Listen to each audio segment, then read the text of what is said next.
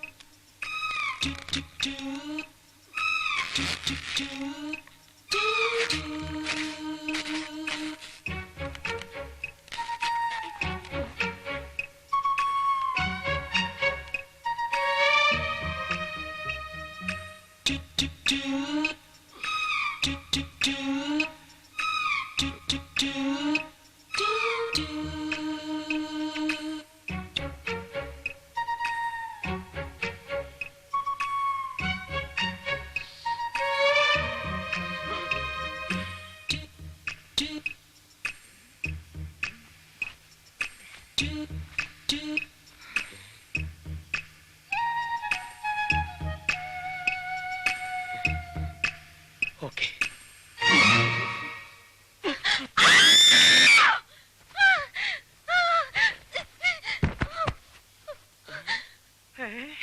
ബാലകൃഷ്ണൻ എന്താണ് ഒച്ച കേട്ടത്? ഫസ്റ്റ് നൈറ്റ് അല്ലേ, അതിന്റെ ആയിരിക്കും മത്തായിച്ചേട്ടാ. ഫസ്റ്റ് നൈറ്റ് എന്ന് പറഞ്ഞിട്ട് ഇങ്ങനെ ഒച്ച ഉണ്ടാവൂ? ഇത് ഫസ്റ്റ് നൈറ്റ് അല്ല, ലാസ്റ്റ് നൈറ്റ് ആണെന്ന് തോന്നുന്നത്. ഞാനങ്ങനെ ഇവിടെ വന്നു. ആരാ എന്നെ പൊക്കിയെടുത്ത് ഇവിടെ കൊണ്ട് കിടത്തിയത്? നീയാണോ? മതി, അഭിനയിച്ചതും പച്ചപ്പാവൻ ചമഞ്ഞതും ഒക്കെ. ചതിയനാണ് നീ, കൊടും ചതിയൻ. മീര, ബഹളം ഉണ്ടാക്കരുത് പ്ലീസ്. അപ്പുറത്ത് അവരൊക്കെ ഉണ്ട്. അവരൊക്കെ കേക്കട്ടെ, സത്യം എന്താണെന്ന് അവരറിയട്ടെ. നിങ്ങൾ ചെയ്ത വൃത്തിയുടെകളൊക്കെ ഇവിടെ എല്ലാവരും അറിയട്ടെ. അതിന് ഞാൻ എന്ത് വൃത്തിയേട് ചെയ്തെന്നാ? ഉറക്കത്തിൽ അറിയാവുന്ന കെട്ടിപ്പിടിച്ചോ? അപ്പൊ നീ എന്നെ ഉറക്കത്തിൽ കെട്ടിപ്പിടിച്ചോ? അത് ഞാൻ ക്ഷമിച്ചില്ല. അതുപോലെ ഞാനും ഒന്ന് അറിയാണ്ട് ചെയ്തു പോയതാ. അറിയാണ്ടാണല്ലേ?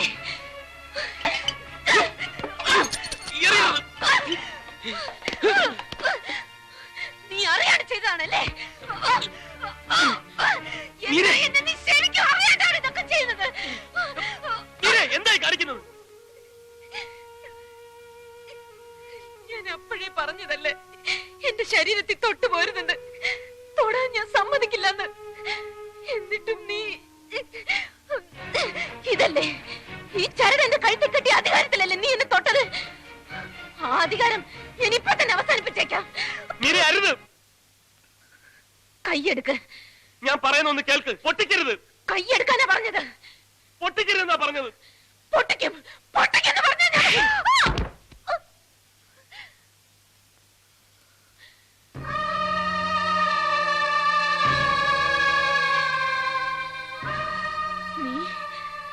നീ എന്നെ തല്ലിയല്ലേ? നിന്നെ തല്ലുകയല്ല, കൊന്നു കുഴിച്ചു മൂടുക വേണ്ടത്. ഇനി ആ താലിയിൽ എങ്ങനെ തൊട്ടാലുണ്ടല്ലോ കൊന്നുകളയും നിന്നെ ഞാൻ. വേണ്ട, നീ എന്നെ കൊല്ലണ്ട. ഞാൻ ചാവല്ലേ നിനക്ക് വേണ്ടു? ഞാൻ ചത്തോളാം, ഞാൻ തന്നെ ചത്തോളാം. പോ, എവിടെയെങ്കിലും പോയി ചാവ്.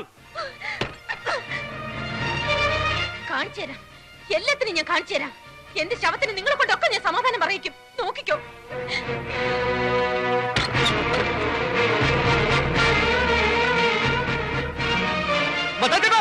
അവിടെ കിണറ്റിന് നേരെ പോണു.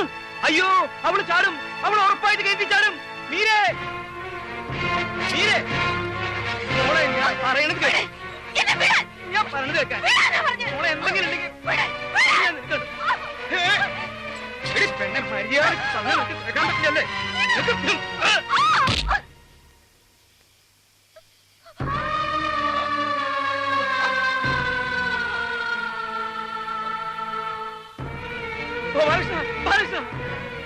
അയ്യോ മീരേ, ബാലകൃഷ്ണ പൊക്കടാ.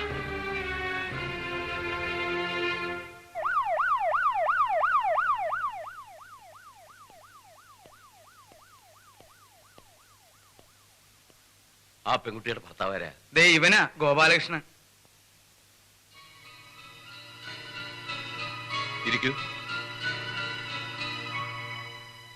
ഗോപാലകൃഷ്ണൻ ഭാര്യയുമായിട്ട് സ്ഥിരം വഴക്കൂടാറുണ്ട് അല്ലേ? ഇല്ല, ഇങ്ങനെ ഒരു സംഭവം ഇതാദ്യമായിട്ടാ. അല്ലല്ലോ ഗോപാലകൃഷ്ണ, റോഡിൽ കിടന്ന് നിങ്ങൾ ഒരിക്കൽ വഴക്കൂടിയിട്ടില്ലേ? എന്നിട്ട് ഈ എന്റെ കാറിന്റെ മുമ്പിൽ ചാടി അവൾ ചാകാൻ ശ്രമിച്ചില്ലേ? അതെപ്പോ? അതൊക്കെ ഉണ്ട്, കല്യാണത്തിന് മുമ്പാ. അപ്പൊ അവൾ ഇങ്ങനെ ആത്മഹത്യ ചെയ്യാൻ ഒരുങ്ങുന്നത് ഇതാദ്യമായിട്ടല്ല. അല്ല, അത് മാത്രമല്ല, ഒരിക്കൽ അവൾ എന്നോടും പറഞ്ഞിട്ടുണ്ട്, അടുപ്പിലാളുന്ന തീ നോക്കി നിൽക്കുന്നുണ്ട്. ഞാൻ ചോദിച്ചപ്പോ തീ ചാടി മരിക്കുന്നത് അവൾക്ക് ഇഷ്ടമെന്ന്. ആ, അത് അവൾ എന്നോടും പറഞ്ഞിട്ടുണ്ട്. അവൾക്ക് കിണറ്റി ചാടി മരിക്കാൻ ഭയങ്കര കൊതിയാണെന്ന്. അപ്പോ എന്റെ ഊഹം ശരിയാണ്, ഷീ ഈസ് അബ്നോർമൽ. അപ്പോ എന്റെ ഊഹവും ശരിയാണ്, അവൾക്ക് ഭ്രാന്താണല്ലേ? ഭ്രാന്തെന്ന് പറയാൻ പാടില്ല, ഒരു തരം മാനസിക രോഗം, ആത്മഹത്യാ പ്രവണതയുള്ള ഒരു മാനസിക രോഗി. ഞങ്ങളുടെ ഭാഷയിൽ പറഞ്ഞാൽ എ സൂയിസൈഡ് മാനിയാക്ക്. മരണം സ്വയം വരിക്കുക, ആ മരണത്തിലൂടെ മറ്റുള്ളവരോട് പ്രതികാരം ചെയ്യുക, അതാ അവളുടെ ഉദ്ദേശം. അല്ലെങ്കിൽ അവൾ ഇങ്ങനെ ഒരു കത്തെഴുതി എപ്പോഴും കൂടെ കൊണ്ട് നടക്കേണ്ട കാര്യമില്ലല്ലോ. ഇതെനിക്ക് അവളുടെ കയ്യിൽ നിന്ന് കിട്ടിയതാ. ഇതിലെന്താ എഴുതിയിരിക്കുന്നതെന്ന് ഞാൻ വായിക്കാം. പ്രിയപ്പെട്ട അച്ഛന്, ഞാൻ ഒരിക്കലും ആത്മഹത്യ ചെയ്യില്ല. എന്റെ മരണം അതേത് നിമിഷത്തിലും സംഭവിക്കാം. അങ്ങനെ സംഭവിച്ചാൽ അച്ഛൻ അറിയണം അതൊരു കൊലപാതകമാണെന്ന്. എന്റെ ഭർത്താവാണ് എന്നെ കൊന്നിരിക്കുന്നതെന്ന്. അച്ഛന്റെ മകൾ മീര.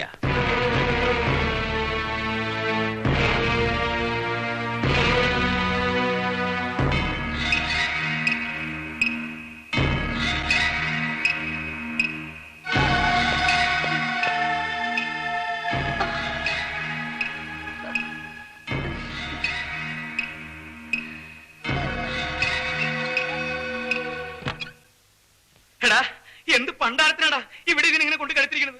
എവിടെങ്കിലും കൊണ്ടുപോയി കളയുണ്ടോ ഇതിന്? കളയേ? എവിടെ കൊണ്ട് കളയാൻ? കളയാൻ അവള് പൂച്ചക്കുട്ടിയും പട്ടിക്കുട്ടിയൊന്നും അല്ല, ഇവന്റെ ഭാര്യ. നീ ഇത് അനുഭവിക്കണോടാ, ആയുഷ്കാലം മുഴുവനും നീ ഇത് അനുഭവിക്കണം. മതിയോ ശവത്തി കുത്തിയത്? കുത്തും, ഈ ശവത്തി ഞാൻ ഇനിയും കുത്തും. എന്നെ അത്രയ്ക്ക് കുത്തിയിട്ടുണ്ടവൻ. എന്റെ നായകൻ തട്ടിയെടുക്കാല്ലേ മത്തായിച്ചേട്ടാ ഇവന് ഈ അക്രമം മുഴുവൻ ചെയ്തത്. വഴിനെങ്ങാണ്ട് ഒരു ഭ്രാന്തി പെണ്ണിനെയും പിടിച്ചോണ്ട് വന്നിട്ട് എന്റെ അമ്മാവന്റെ മകളാണ്, മുറപ്പെണ്ണാണ്, നിനക്ക് എന്തോ ഒരു അഹങ്കാരം ഉണ്ടായിട്ട് വേണം ആ ഭ്രാന്തി പെണ്ണിന്റെ എഴുതി താലി വരെ കെട്ടില്ലേറാ നീ. എന്നിട്ടെല്ലാം കഴിഞ്ഞിട്ട് ഇപ്പൊ എവിടെയെങ്കിലും കൊണ്ട് കളഞ്ഞ അവള് പോവോ? ഒഴിഞ്ഞു പോടാ അവള്. അവൾ അങ്ങനെ ഒന്നും ഒഴിഞ്ഞു പോവില്ല മത്തായിച്ചേട്ടാ, ഇവനെയും കൊണ്ടേ അവള് പോവും. നീ ഇതൊന്നും കേൾക്കണില്ലേ? കേൾക്കാതിരിക്കാൻ അവന്റെ ചവിട്ടി പഞ്ഞു വെച്ചേക്ക്. അവനോടല്ല പറഞ്ഞത്, മാതാവിനോടാ. ഓഹോ, മാതാവിനോടും കർത്താവിനോടും പറഞ്ഞിട്ട് കാര്യമില്ല. ഇതൊക്കെ ഓരോരുത്തരുടെ വിധിയാ, അതിനി നമ്മളായിട്ട് തടയാതിരുന്നാ മതി. വിധിയാ? എന്ത് വിധി? പോടോടുന്നു. എടാ ഗോപാലകൃഷ്ണ, നീ പേടിക്കണ്ട, നീ അവളെ ഇവിടെ നിന്ന് പറഞ്ഞു വിട്. ബാക്കി കാര്യം ഞാൻ ഏറ്റുന്നു. ഏറ്റല്ലോ, ഒടുക്ക അവൾ എവിടെങ്കിലും ചാടി ചത്തിട്ട് ശവം കൊണ്ട് പോലീസുകാർ വരുമ്പം അതും കൂടെ അങ്ങ് ഏറ്റോണം. എന്റെ മത്തായിച്ചേട്ടാ, ഇവൻ അവളുടെ കഴുത്തിൽ താലി കെട്ടി പോയില്ലേ? ആ താലി അവളുടെ കഴുത്തിൽ കിടക്കുന്നിടത്തോളം കാലം അവൾ ഭാര്യയും ഇവൻ അവളുടെ ഭർത്താവുമാ. അവൾക്കിനി എന്ത് സംഭവിച്ചാലും അതിന്റെ മുഴുവൻ ഉത്തരവാദിത്വം ഇവനാ.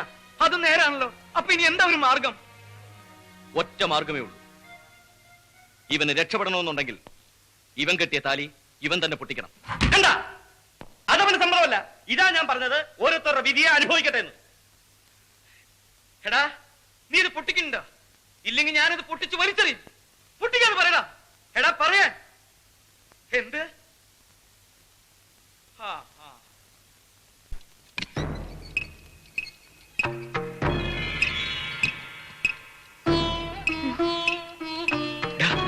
ലൈറ്റ്.